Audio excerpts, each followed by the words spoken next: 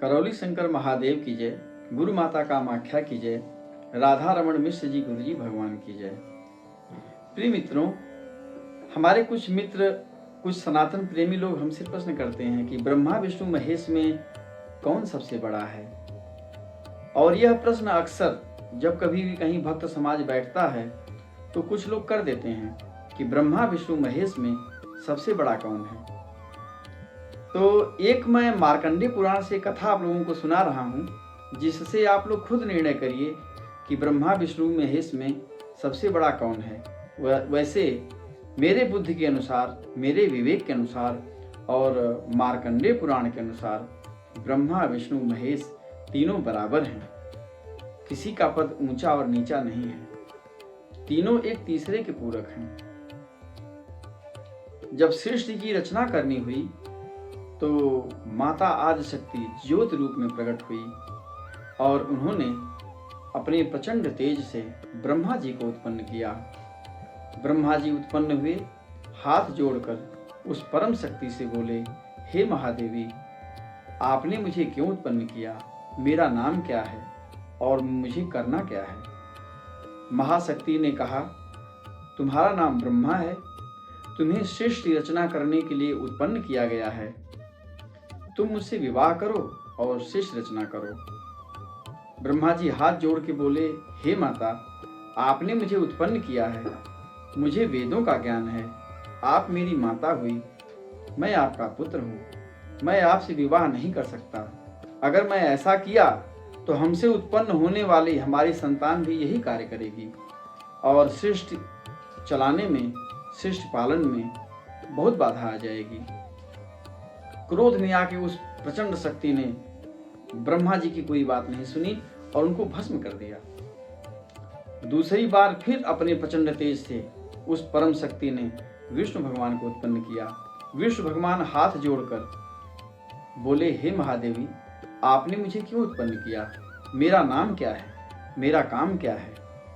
वह परम शक्ति विष्णु भगवान से बोली, तुम्हारा नाम विष्णु है और तुम्हें सृष्टि रचना करने के लिए उत्पन्न किया गया है, तुम मुझसे विवाह करो और सृष्टि रचना करो। विष्णु भगवान हाथ जोड़कर उस परम शक्ति से बोले, हे महादेवी, आपने मुझे उत्पन्न किया, इससे आप मेरी माता हुई, मैं आपका पुत्र हुआ, मैं आपसे विवाह नहीं कर सकता।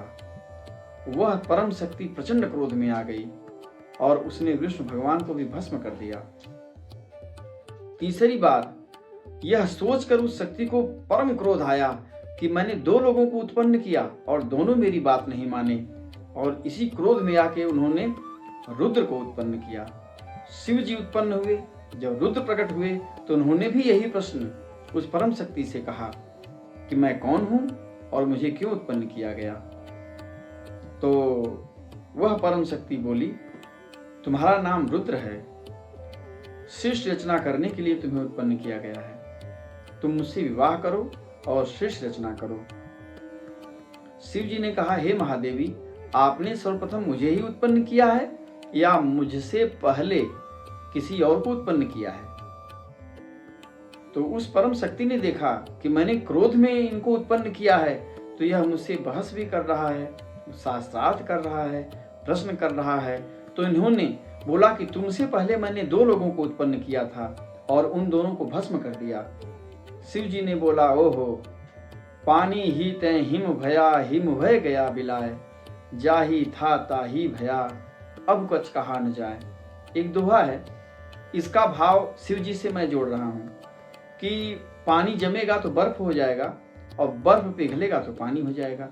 उन्होंने महादेवी से कहा कि आप इतनी प्रचंड क्रोध में हैं कि आपको किसी की बात नहीं सुनाई दे रही है, आपके हृदय में ममता नहीं है, और सृष्टि रचना करने के लिए, इस संसार की रचना करने के लिए माँ बनना पड़ेगा। पहले अपने इस प्रचंड तेज को त्याग कर आप माँ बनो, तभी सृष्टि रचना कर पाओगी। तो उस शक्ति ने बोला कि कहना क्या चाहते हो। शिव जी ने कहा कि जिन दोनों लोगों को पैदा किया है आपने, उनको पुनः उत्पन्न करो। तो उस परम शक्ति ने पुनः ब्रह्मा और विष्णु को उत्पन्न कर दिया।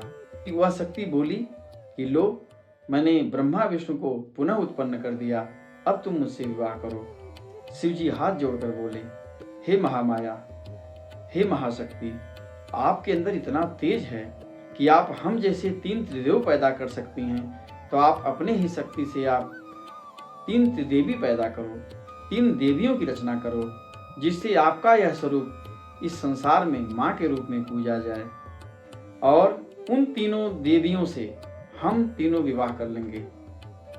यह बात उस परम शक्ति को पसंद आ गई और उन्होंने लक्ष्मी जी को उत्पन्न किया, सरस्वती जी को उत्पन्न किया, तो सरस्वती जी को उत्पन्न करके ब्रह्मा जी को समर्पित किया और लक्ष्मी जी को उत्पन्न करके विष्णु भगवान को दे दिया।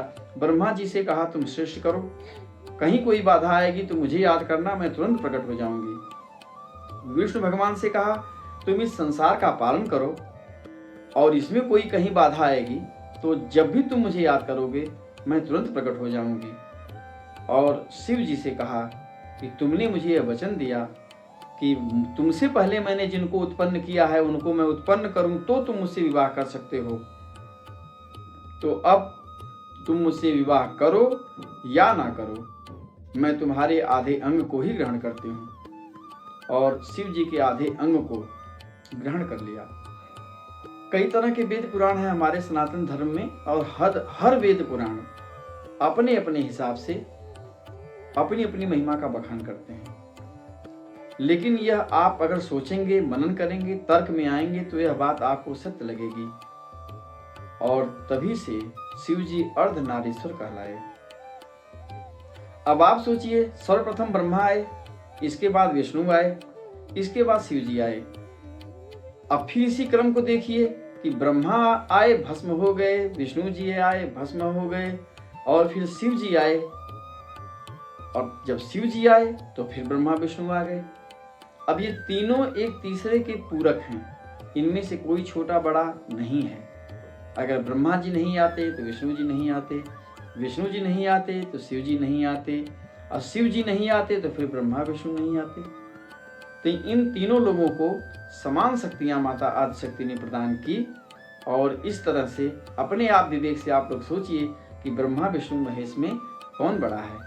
प्रेम से बोलिए भगवान भोलेनाथ की जय, प्रेम से बोलिए माता आदिशक्ति की जय, प्रेम से बोलिए करौली शंकर महादेव की जय।